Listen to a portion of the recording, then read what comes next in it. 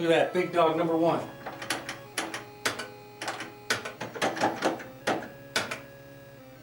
Ah, beat Dr. J.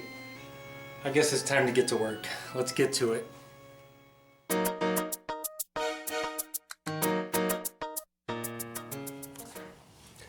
Now we have to do something with this door jamb where they hit it with overspray.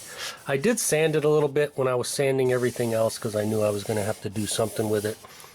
I did everything I could to avoid having to deal with anything in the door jambs just because of it's kind of a pain. But in this case I had to do something because we have some exposed bare metal right there.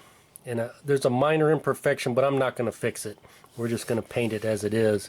But if it wasn't for this bare metal, I'd probably leave this alone and I would have just left the overspray the way it was. But because we have this, we got to do something with it. So we got to put some primer on this, and then we'll just shoot some color over this whole thing, and hopefully it looks okay. You know, trying to blend into this stuff won't be easy, but we'll at least protect it so it doesn't get rusty and corroded. Now I had already hit it with 320. Now I'm just taking a little bit of 400 sandpaper, just trying to get rid of some of these 320 scratches so they're not so noticeable. Just try to do the best we can to make it look a little better. Then I'll hit it with some 600, and then we'll spray some color in here.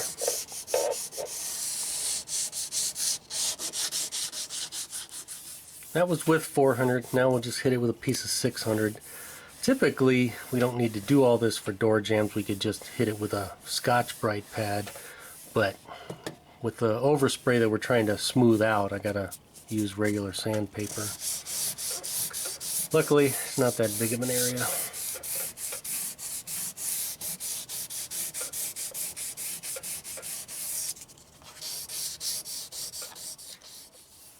Got it sanded down, cleaned it up a little bit. Now we just got to protect this metal and then see if we can't make that look a little bit better. Got it all masked off.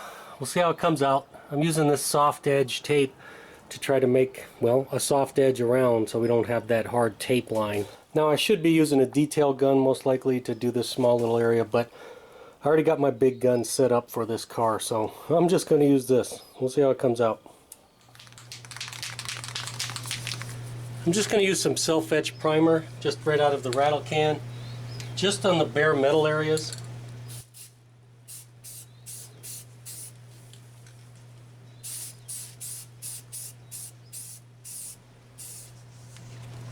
Alright, I put 2 coats on there.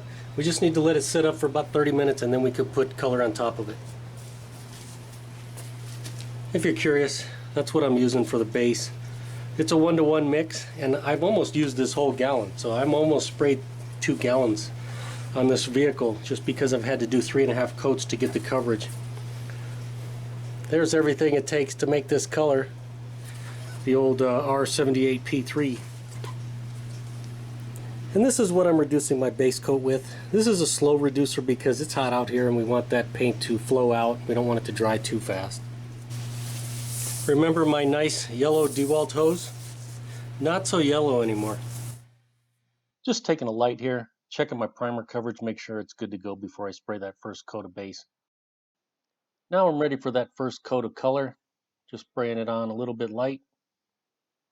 Because I'm right-handed, definitely had a little bit of an issue with the door being right behind me. Here I am switching to my left hand to try to help out, but it's definitely not comfortable spraying that way.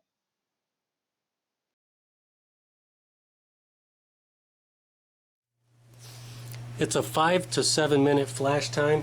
In between each coat I'll do 3 coats like I did the rest of the car, but I'm just doing a light mist on the edges, especially because we're going to try to do a little bit of a blend. And I usually take a little bit of lacquer thinner and wipe my tip off in between coats so it doesn't dry right on that tip. Checking the coverage like I do between all coats. And now we're ready for that second coat of base.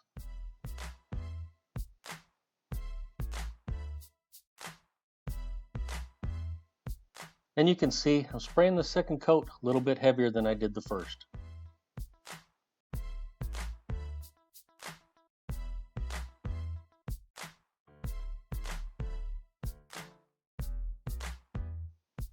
Now we'll get that third and final coat on there.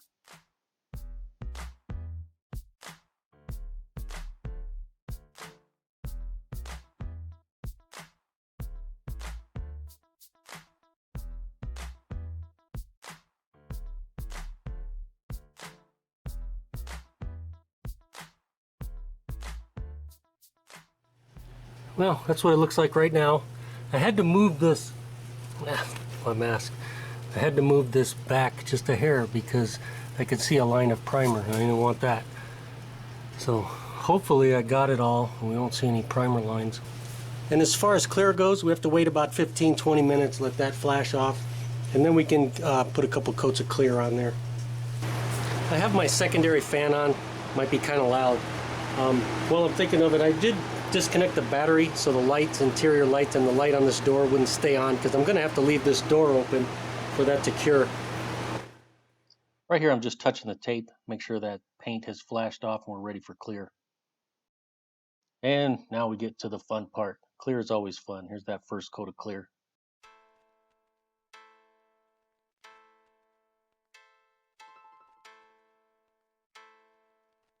And I'll take you with me with the light. We'll check that coverage, make sure we're happy with it. Right here, I'm touching the tape where it's been sprayed with clear, and when it's sticky like the backside of a piece of tape, then it's ready for our second coat of clear. So here I am, spraying on that second coat of clear. We can go a little bit heavier this time. We just got to be careful with our angles and not spray too heavy so we don't get any runs.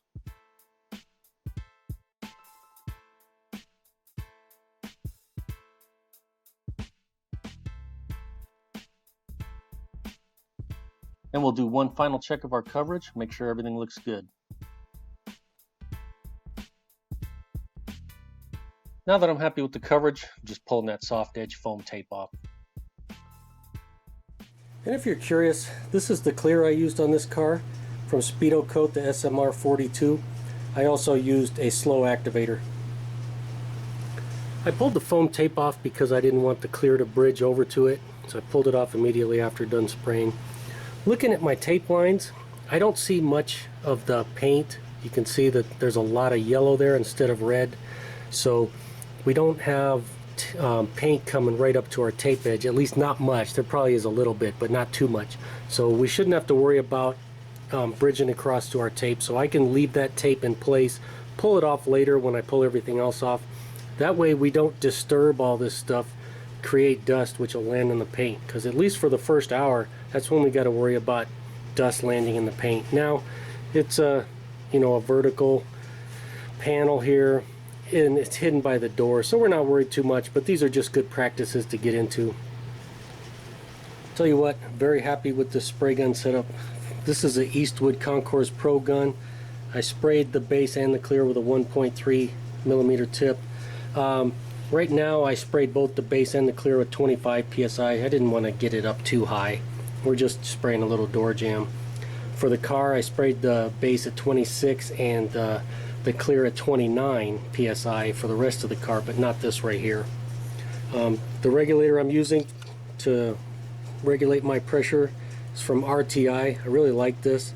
Very accurate because it only goes up to 60, so we can really fine tune and dial it in. And then just a moisture trap from Harbor Freight. This is the Merlin version, so it's the slightly better cheapo version, but I like this setup. It worked really well on this car. I mixed a little bit too much paint for this little job right here, but it won't go to waste. I put it in a jar and we'll keep it for touch-up paint for this car. This is just the base coat. We can keep it indefinitely as long as it's sealed like this and then use it later. Clear coat has an activator, so we wouldn't be able to do that, but with the base we can. Well, seeing as I have some touch-up paint from painting that door jamb, I'm going to go ahead and touch up that little tiny chip right there from putting in the headlight, because it was a tight fit because that aftermarket bumper and the accident. And also trying to adjust this fender, I put it back just a hair too far and just nicked this when I opened the door. Now it's okay, but just gotta fix that too. I'm just gonna take a brush, touch it in my paint, and just tap on it. As soon as I have a little clear, I'll probably just throw some clear on top of it. Let's see how our touch-up paint looks. I put 2 coats of base and then 1 little coat of clear just with a small little brush. Can't even hardly see it. I can see it because I know exactly where it is, but it really is difficult to see now. I think that looks pretty good. I'm happy with that. I let this dry over the weekend. Let's check it out, see how it looks. I think that finish looks pretty good. I do see a transition right there. Same at the top, slight transition. I do believe if I hit that with a buffer, we'd be good to go. I do see one mistake I made. Put that second coat of clear on just a little heavy. I got a drip right there. Not sure if I'll take care of it or if I'll leave it right on the corner right there. Makes it a little bit difficult, but all in all, I think it looks better than the way it did with all the overspray and the bare metal exposed right there. But even the big dog's not immune to making mistakes. I get a drip every once in a while. Well, that's all for this one. Don't worry, there's more work to do on this Accord. And as always, if the video helped you out, you liked it, make sure to give it a thumbs up. Thanks for watching.